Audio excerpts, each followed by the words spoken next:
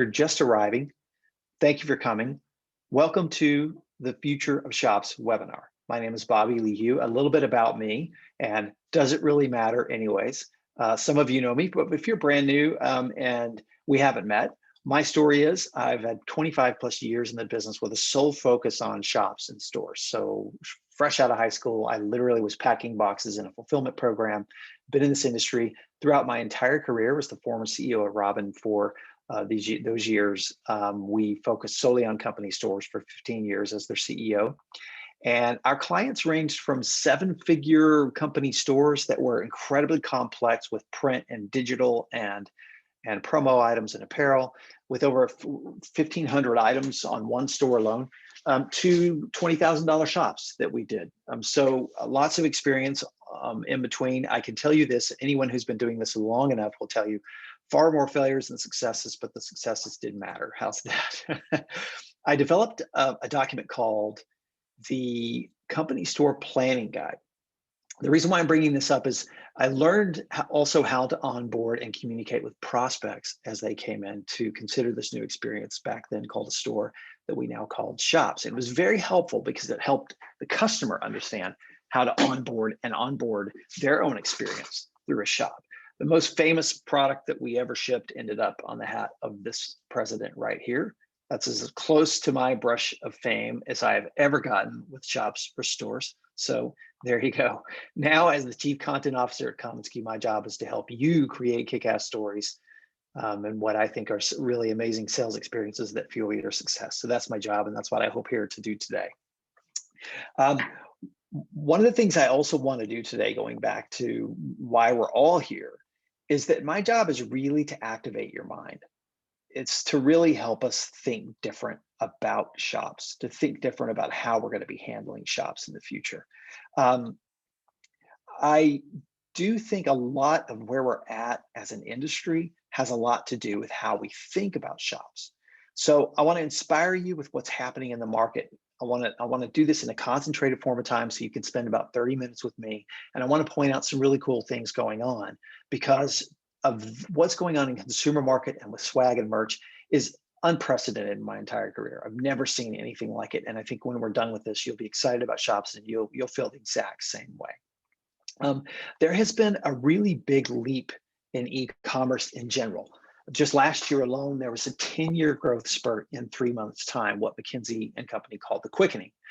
In B2B e-commerce alone, in 2023, there will be $1.8 trillion worth of B2B sales in general. 17% by 2023 will be e-commerce share of sales, likely to grow. This study was just put out by Statista, and it's likely to grow even more. So what's happening is a lot of our buyers are shifting to a digital experience.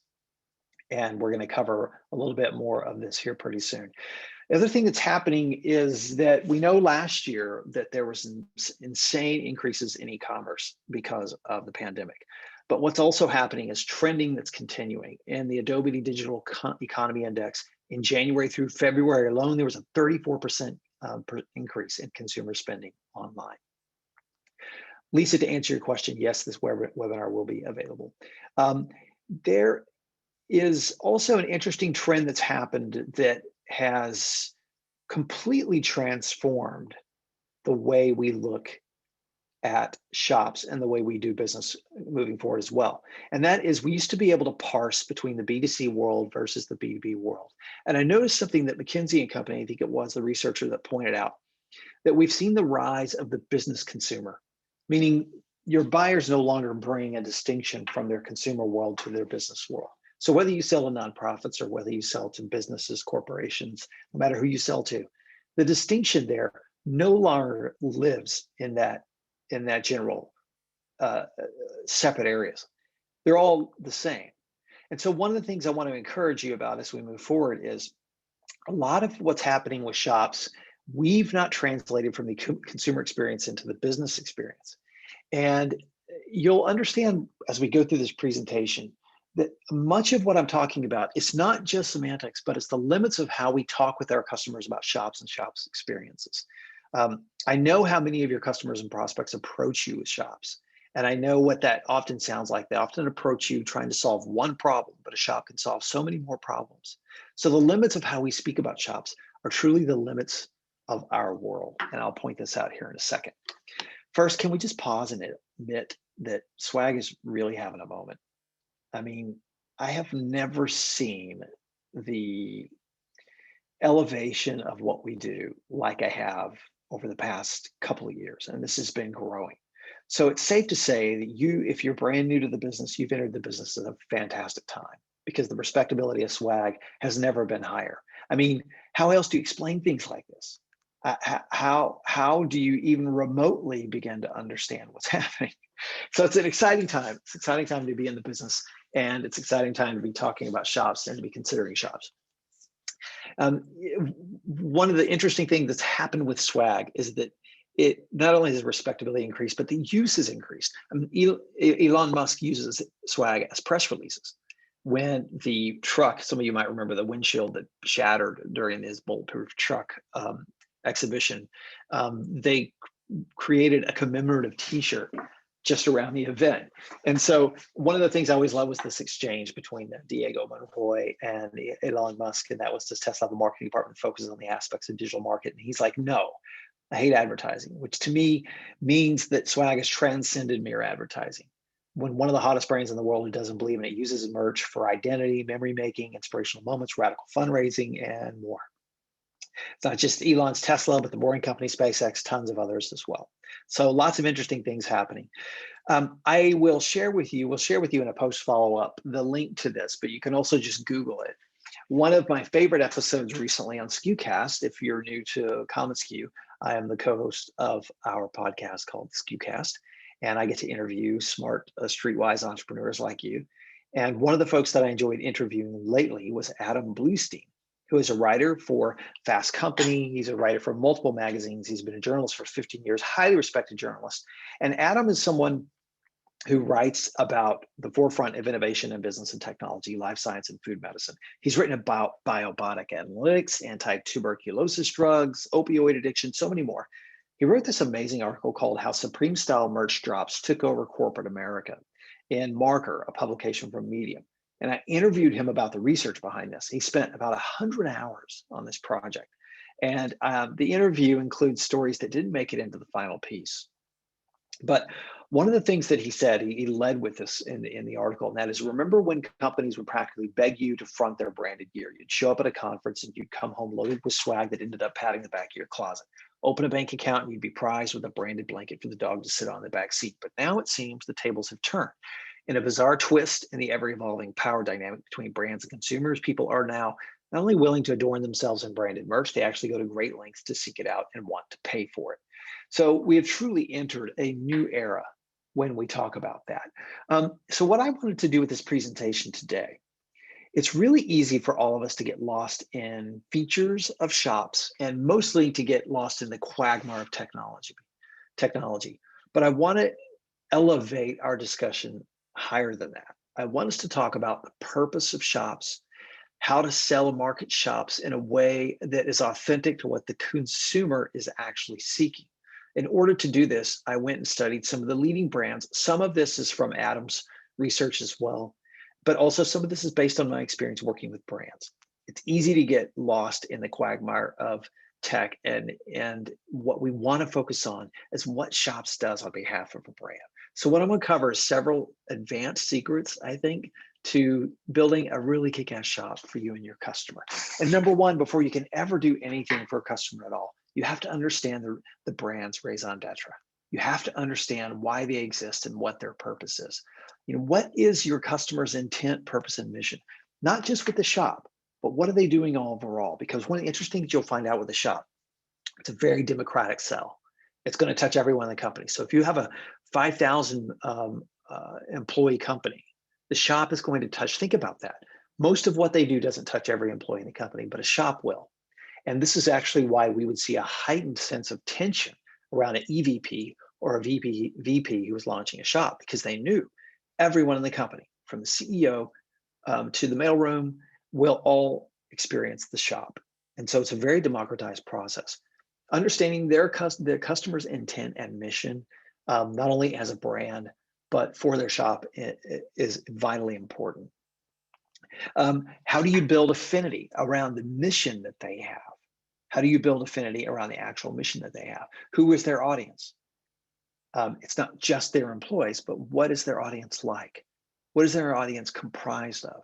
If you sell to the oil and gas industry, that's a completely different audience than perhaps selling to a nonprofit in their audience. So who is their audience? And how do we sell to their aspirational self, which I'll cover in a minute.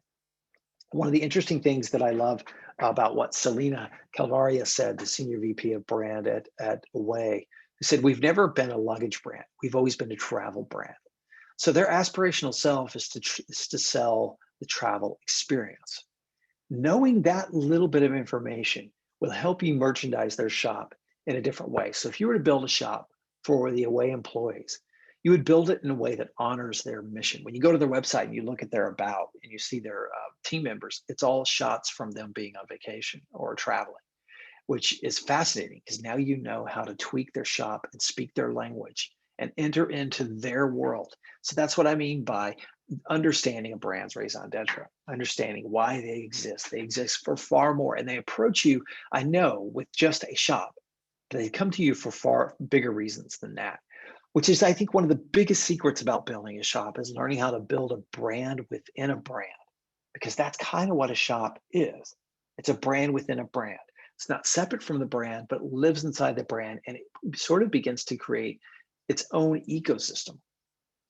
An example of this, and again, all of our examples today are going to be from leading consumer, mostly consumer folks, because as I started out with the webinar to begin with, our consumer and our B2B buyer, they're no longer as different as they used to be. We have now the business consumer that we're approaching. But building a brand within a brand, Glossier, some of you have bought from Glossier, they have within their brand Glossy Wear, which I think is a brilliant way to actually brand an experience within a shop. And I know some pros in this business love to do this with their shop. They love to take the shop experience, and instead of making it sort of a bland, equal to everyone opportunity or experience, so what they do is they create a brand within a brand that creates a unique experience all on its own. And that's what Glossy Wear has done. Very distinctive. And all of the merchandise fits this very as well. One way to think about a brand within a brand is also to think about a brand as a band. Like every brand should aspire to be a band.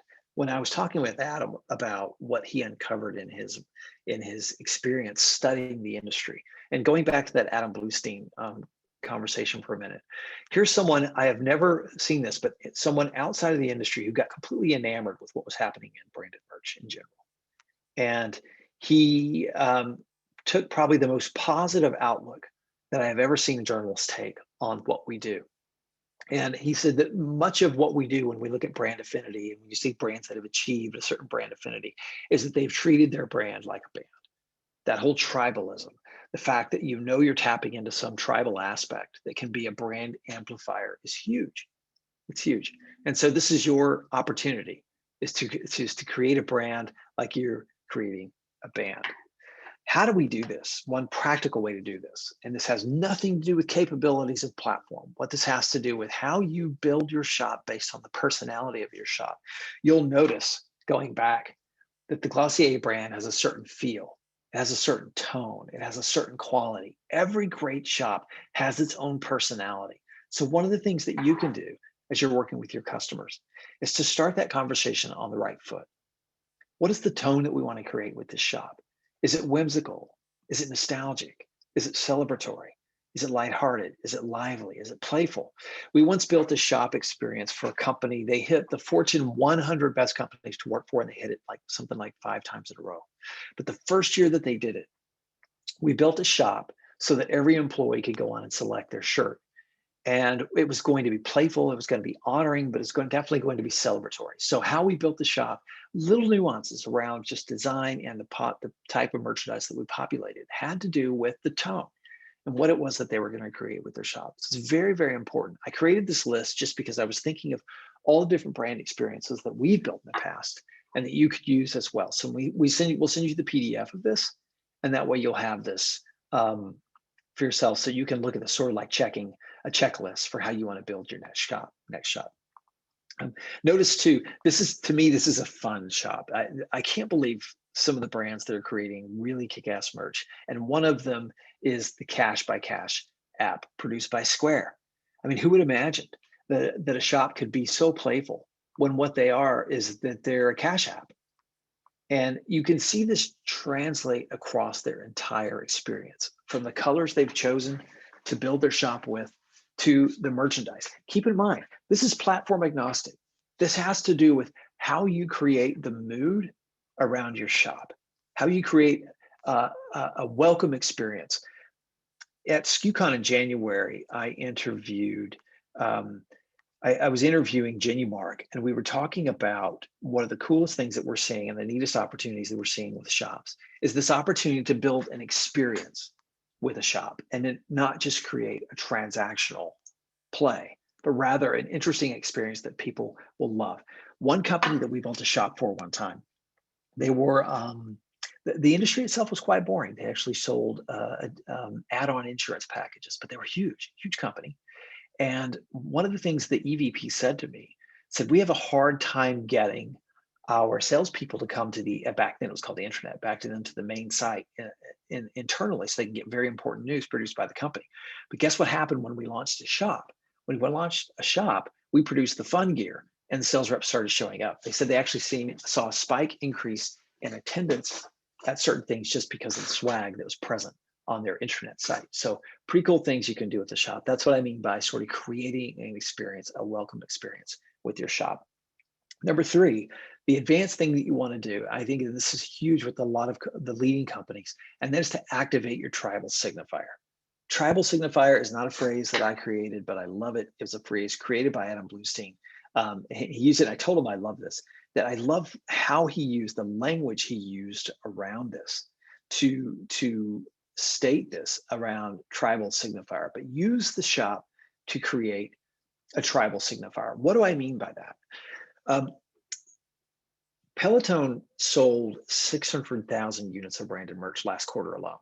Global sales of licensed retail merch in general grew to 292 billion in 2019. With Peloton, much like Nike and their greatness ad campaign, this is, by the way, this is from an article in Promo Marketing. They, much like Nike and their greatness ad campaign, sorry, that first statement was, they grew to 292 billion in 2019. One of the things that I wanted to point out was that Peloton, much like Nike and their greatness ad campaign, they appeal to a higher self and therefore to our aspirational selves. So there's a bond between brands and how they appeal to our image of ourselves as well as the merchandise. And so there's a subtle nuance that fuses this affinity we have with the brand for who it is that we want to become. The tribal signifier is there very subtly, and that is in the hashtag Wear Peloton. There are things we can do to activate that tribal signifier, from using pics from team members wearing their gear to creating tribal effect, building community around the brand. One caveat with this, do you do this with every shop you launch? No, of course not. But there are going to be certain brands this is going to appeal to. We once had a credit union brand out of Florida that wanted to start using pictures of their own team members in their shop. And I thought that was a brilliant idea to introduce new employees to departments that might have been in another state or in another department that never had met each other, but they are now wearing swag in the gear. And I see more and more companies doing that, by the way. I think it's a fun way. But you can create a tribal signifier within your shop, and I think it's vitally important that you do. And this is that missing link between Peloton and why folks are scratching their heads who's not into it, like me, and wonder why Peloton gear is happening. There are some Peloton, I know Ashley's one, who are just fiends and love this absolute experience they've had with Peloton. And much of this is appealing to that aspirational self that I mentioned. So we want to actually, to bring this into the conversation with our customer, is to bring in the tribal signifier, because I think that's a fun way to approach our customers with a different type of language. When we would build an employee store for companies, I stopped using the phrase company store. And I started using the phrase cultivate brand champions. So when I would talk with a VP or director of marketing, I would say, what I really, really want to do is cultivate brand champions with this shop. That got their minds off of sort of feature sets and some of the tech stuff or the fulfillment stuff that got them tripped up. We wanted to start out beautifully with something that was inspiring And talking about how to cultivate brand champions was the best way to get them to focus on that. And you know what would happen? What would happen when they understood it in the context of creating brand champions? The budget opened up. We were no longer talking about, oh yeah, we got to get this because our employees want this. We got to get this because it's going to inspire people to build more successful lives. It was just an interesting change. It's the difference between the amplification value and building what Bluestein said, building community on the cheap. When you think about what Taco Bell, Kentucky Fried Chicken, and McDonald's and all these companies are doing with branded merch now, he made an interesting, very interesting point. Capital investments for some of these very large companies are incredibly expensive, but building community with merchandise is actually fairly cheap. Some of your buyers might not think so, but it is for the brand. It's incredibly cheap, and it's a great way to build amplification value in the brand. We all know that. We're all believers here on the webinar, but it's a fantastic way to build amplification value. Okay, number 4 is to collab with your customer and brands. I think this is an interesting thing, and I hope someone here does something with this and comes back to tell me the story, because I haven't seen folks do this a lot in our business. Even the most advanced shops, pros in the business, I've yet to see this. The funny thing is we kind of do it all the time, but we don't use the right language, nor do we codify it in any way that's presentable to the customer. So what I mean by collab with your customer and brands. One phrase that you've heard a lot in 2020, 2019, 2018, over the past 3, 4, 5 years is this phrase: if you love merchandise like some of us do, did you see that collab with blank and blank? Did you see that collab with North Face and Gucci? Did you see that collab with Uniqlo and JW Anderson? Did you see that collab with Duncan and Charlie? Did you see that collab with Todd Snyder and LL Bean? Did you see that collab with Madewell and the Parks National Park Service? Did you see that collab between Taco Bell and Forever 21? It just goes on and on. Some collabs I can't even understand. But what's fascinating to me about our industry is that we have actually sort of minted collabs, but the consumer market took it and they communicated in a very unique and inspiring way. So, for example, I'm showing you just several brands here from Gemline. And what I think we should be doing moving forward, and we'll cover something here in merch drops here in just a second, but I think what we should be doing going forward is thinking like consumer merchandisers when we do collaborations. Like if I had a gym for a company and we were going to release product on their shop, and it was going to be mirror product, I would package that, market that in a way that showed a collab between us and mirror. Not just here's your mirror mod, but really market this in a unique way. You can see when you begin to shift your thinking, your perspective around how we market shops, how it changes and how it gets exciting. We start speaking in the language of the consumer. And that's one thing that we're not doing very well. We're not speaking in the language of the consumer. So a collab between Rumi or a collab between Soapbox and your customer is a far more interesting experience than just providing merch with Soapbox merch with their logo on it. A lot of it's nuanced, but also a lot of it's very important. It also might make you very purposeful about the types of brands that you align with your customer. So for example, if your customer is incredibly interested in sustainability and it's a passion of theirs, and they want to buy through merchandise that has a give back program, I would be showing them Soapbox, and I would be using that copy on the shop to show how much of the profit that goes back from Soapbox to clean water across the world and those kinds of experiences. So that's what I mean by creating interesting collabs between you and your customers' brands. Again, do you do this with everybody? No, but I think you do this with certain customers, and it really creates a bond between you and your client. All right, number 5. Number 5 is another thing that we sort of have always done, but we've not quite done it to the sophistication that the consumer market has done it. And that is number 5, we need to, for the future of shops, we need to adopt the drop. What do I mean by that? Everyone knows what I'm talking about here when I probably say the drop. Supreme obviously minted this. And in an interview, a very rare interview with James Debbie on GQ, they ask, can you give insight into your intention for selling the collection through a drop? And you know, the drop, we'll cover in a minute how they actually go about this. But but what he mentioned was, no, like they asked the question, is the collection designed specifically to fit into this model of the drop? And he said, no, it wasn't really strategic of any kind. I want to jump down to the highlights. That what they shared was it wasn't a shop full of basics where we'd have stuff for 2 months. I didn't want that either, where you could get the same product month after month. Now, one pause, I'll get back to this, and I'll have a caveat for some of you that might have questioned this, and I'll get back in a minute. But continuing his quote, what were we doing? What we were doing had to have some excitement in it. We never wanted to say we're a company doing basic shit. We always wanted to do things that we feel people will really get a kick out of, really love. And so what Supreme had done incredibly well was they created this insatiable hunger for the brand. And since then, everyone has wanted to emulate Supreme and want to adopt the drop. And the drop typically comes in spring, fall, and some weekly drops, which we're talking about in a minute.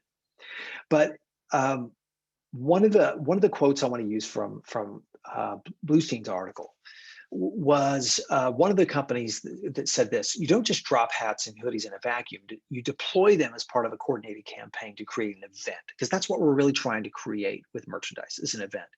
We looked at the drop from the perspective of what a streetwear brand would do. This is the CEO of a CBD beverage company. And so they created too a drop style experience. And that creates this hunger and this exclusivity and this demand around the merchandise. And you can do the same thing. The funniest thing to me is that some of us are doing this. Like, for example, we would have done this with fall and winter collections or spring and summer collections, but we didn't contain it within the language of the drop, and we didn't create a rhythm around it. So we did spring and fall introductions, which I recommend is what you do with your shop customers. And we did, and also recommend that you consider doing monthly. In our case, we would do monthly drops, maybe not weekly drops, because we're not consumers like Supreme, of course, multi-billion-dollar company. But we can do this with monthly drops. And that's what I suggest that you should do with your customers. What I want us to sort of do with our customers to go where shops is now and where it's going, is that we need to adopt the language and the rhythms that they are used to.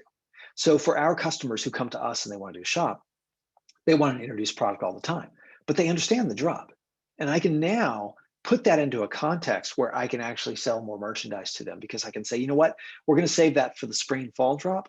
Or I can get their attention by saying, hey, we need to have our quarterly meeting, our 6-month review meeting, so we can talk about the shop, because we need to get ready for the spring and summer drop.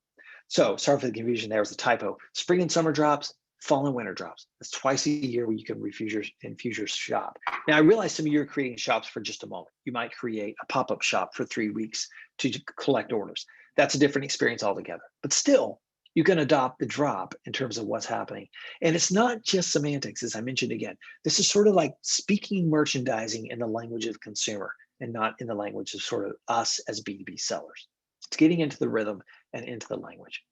The other thing that I think is fascinating is that when you adopt the drop in terms of merchandise pitches and merchandise language, is that there's an obvious reason why some of you are going crazy. This is a screenshot from the Adobe Digital Economy Index, what's happening in the consumer market and inventory levels. So if you're kind of pulling your hair out about what's happening with inventory right now in the industry, inventory is still a major problem. And this is from a consumer report that shows how it's skyrocketed in 2021, the stock outs or the inventory out of stocks that's happening. I don't want us to camp out on this. My point is actually you can use this to your advantage.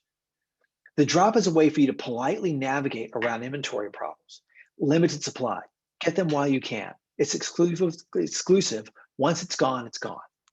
So you know what I mean? We can actually create an interesting experience. Now, do I want to create a permanent item that's going to be there forever? Of course, you want to create an iconic piece that's going to be in that shop forever. But what I want us to create is language around a shop that gets people excited about it, that keeps them coming back for more, that whets their appetite, that sort of plays into the exclusivity factor as well. So there you go. So the drop. Another thing, number 6, and I call it 6A, is packaging.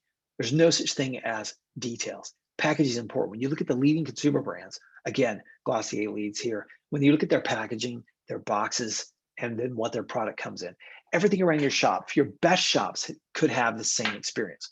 Remember, you showed up today for a talk about the future of shops.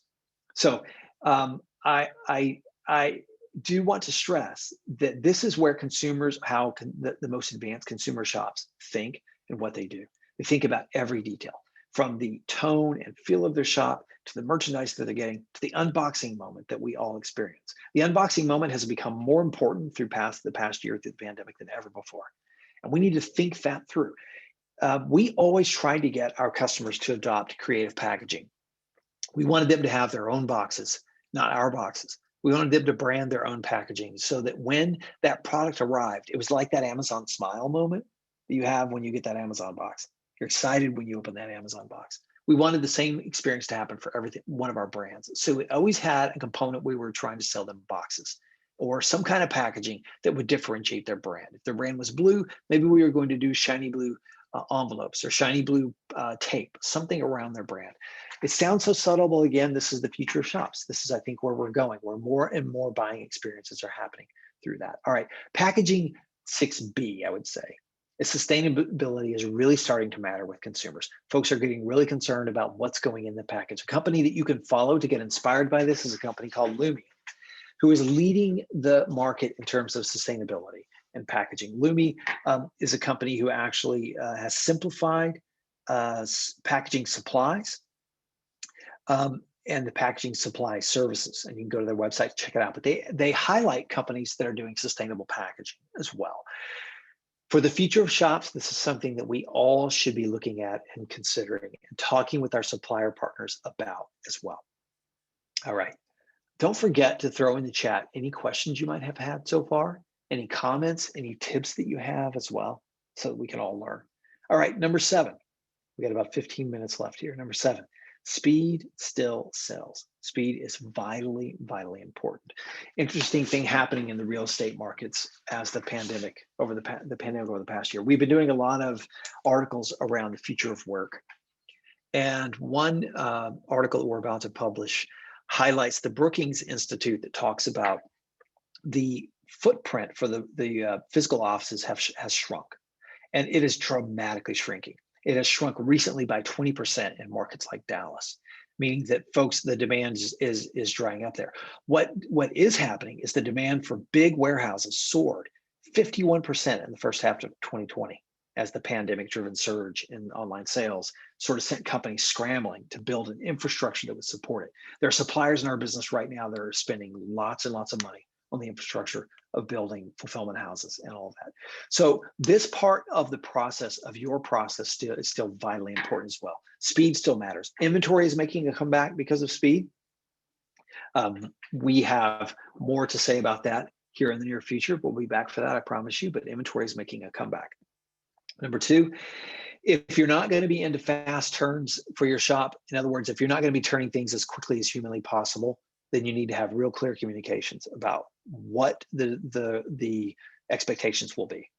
If you're going to do a pop-up shop and it's going to be a 1-month shop, just be real clear with your customers about that. All right, number 8, real fast, and we'll hop on this and hop off because we have so much more to cover, is to honor your customers' community and cultural passions. One of my favorite brands is a skincare brand because of what they believe in. And they put all over their shop what they believe in, the community, and the passion about serving the community and what their mission is. So when you build a shop, keep that in mind too with your customers. What is their mission? And how can what you build as a shop, can some of the proceeds go to their missions? That's becoming far more important as we evaluate shop experiences moving forward. And marketing your shop. Number 9, the future of shops really depends on how you market your shop experience. Email is your new salesperson. I can't stress this enough. With marketing your shop experience, a couple things we learned. First of all, don't believe in the lie. Don't just build it and they will come, because that will not happen. Fascinating to me how you can't give away free money. We would launch a shop with a customer, and we had a customer that had $150 per employee, and we had to create email triggers for employees that were not using up their dollars. And you wouldn't believe how much participation settled around 50% for that program all year long, unless we sent out a notice. So marketing your shop is vitally important for you to sell. Number 2, study retail, the brands you love. That's what we've done here today. So we've looked at the brands that are leading and the brands you love. Look at their email marketing. Look at everything they're building around the colors around their shops, the colors they choose for merchandise, the fonts they use, how they choose to, email marketing is in your inbox is one of the most interesting places to learn.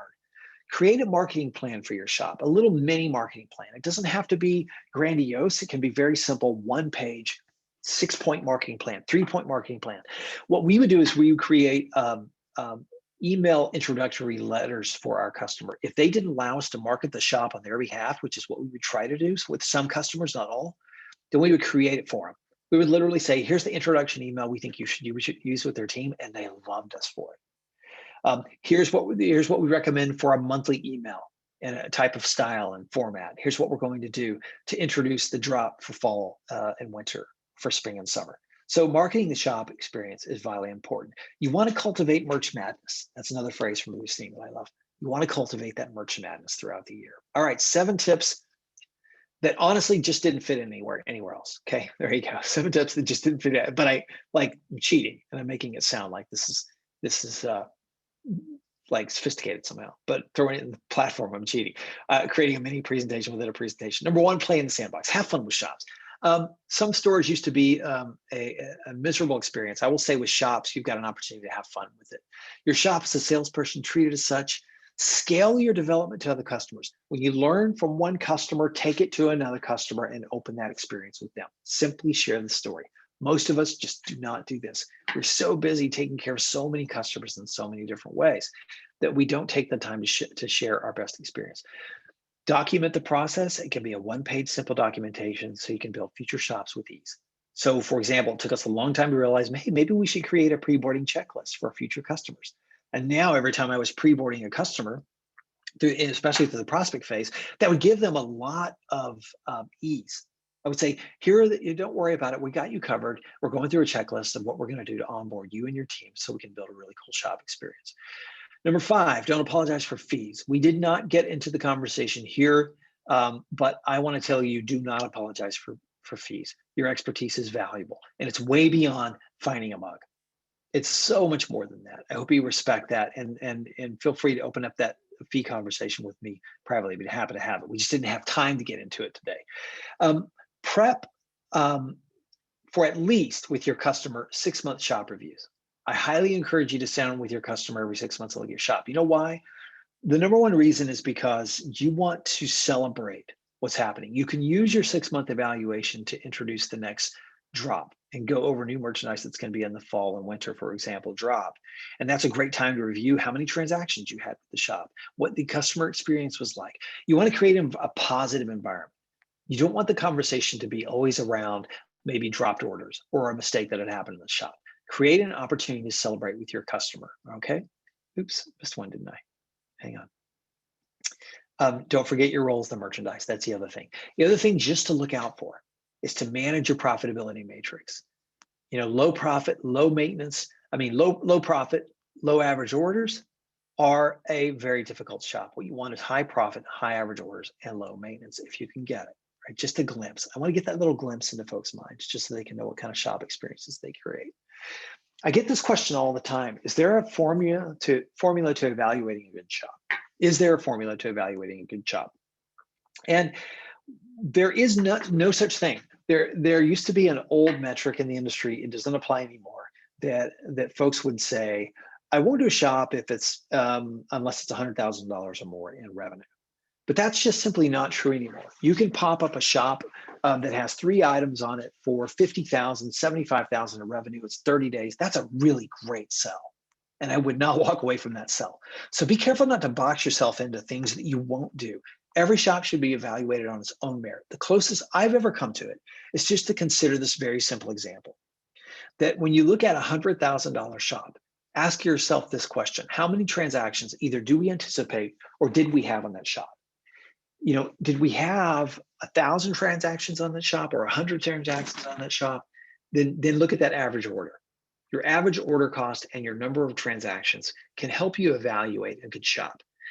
Most of the time, almost no one can evaluate a good shop if it's never been built before. So you and your client are working in new territory. But you can evaluate it on a quarterly basis. You can evaluate it in a way that allows you to look back and go, how successful is this shop? because you don't want to do it just based on a week or two's experience, good, bad, or indifferent. Okay. Um, Lastly, let me just cover with the last 4 minutes that we have here what we've talked about here today. I hope what I've given you are some inspirational tips, some things that made you go, this is fun, and I can't wait to open this conversation up with my customers. Here are the things that we covered. Number one, recognize that B2B and B2C is no longer separate. Number two, understand your customers' raison d'etre, their reason for being, why they exist. From there, you can build a really cool shop experience. Number three, with your shop, remember to build, and your merchandise, build a brand within a brand. Learn to build a brand within a brand. Number four, use merch to activate your tribal signifier. Number five, collab your customer with brands. Do collabs. I think it would be a fun experience for somebody to try. I hope some of you do it and you come back to me with some of the results. I can imagine some really cool marketing around this, but collab with your customers and brands. Number six, think like a streetwear brand. More of us in this business need to think like streetwear brands and adopt the drop. Number seven, packaging. No such thing as details, and be cognizant of what's happening in the sustainability conversation around packaging, because it's really increased over the past year, and it's going to get even more and more intense as we move forward. Number eight, honor their passions, their commitments to their community. And number nine, remember that speed sells. We have like 3 minutes left. Any questions that you want to throw in the chat there?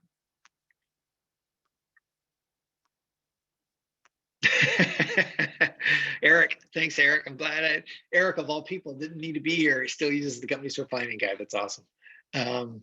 Thanks for coming, Eric. Eric is an unsung hero in this webinar today. He has built more successful shops than honestly any human that I know. Just a true genius in e-commerce, and was, I would call I don't even remember his official title. He's the architect of our shops. It's fantastic. Evelina, thank you. Thank you for coming. I'm glad it was a good info. Any other questions before we bail? We have 2 more minutes. Karen, that's not a Commons Key resource. It's something I built with Robin. So you can go to robinpromo.com or obynpromo.com. And you can probably find it still out there on their website.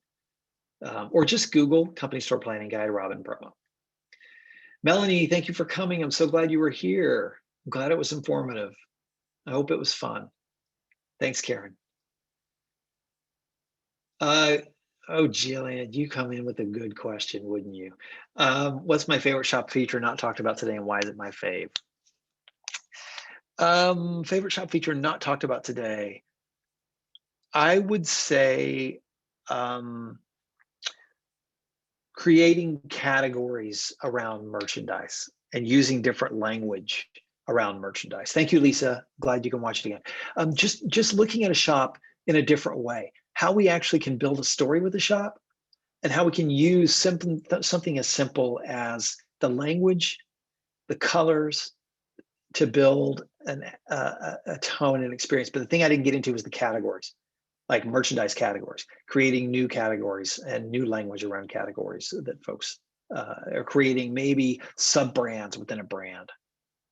Maybe for departments. Let's say the tech department in a 5,000 employee based company is really known for something. You can create some cool swag experiences around that. All right, we got 1 more minute. Any more questions? Feel free to hit me up on the socials if you want to chat. Crystal, that's a great question. It's imminent. I really mean that. Like in a matter of a few weeks, I'm going to have to turn that over to customer success though to get that answer. But we'll find out for you. Harris, thank you. Thank you for coming. Melanie, the question was, when will your inventory shop be ready? I didn't know that it leaked out. Didn't leak out in this webinar, just so you know. Oh, that's right. We did that in the future, what to expect in the future with at CSU Plus that folks attended. We talked about it there. But it's coming right around the corner, like really, really soon. Any other questions, comments? Guys, have a great day. Our time is over, and I'm sorry it is. I enjoyed it. Take care.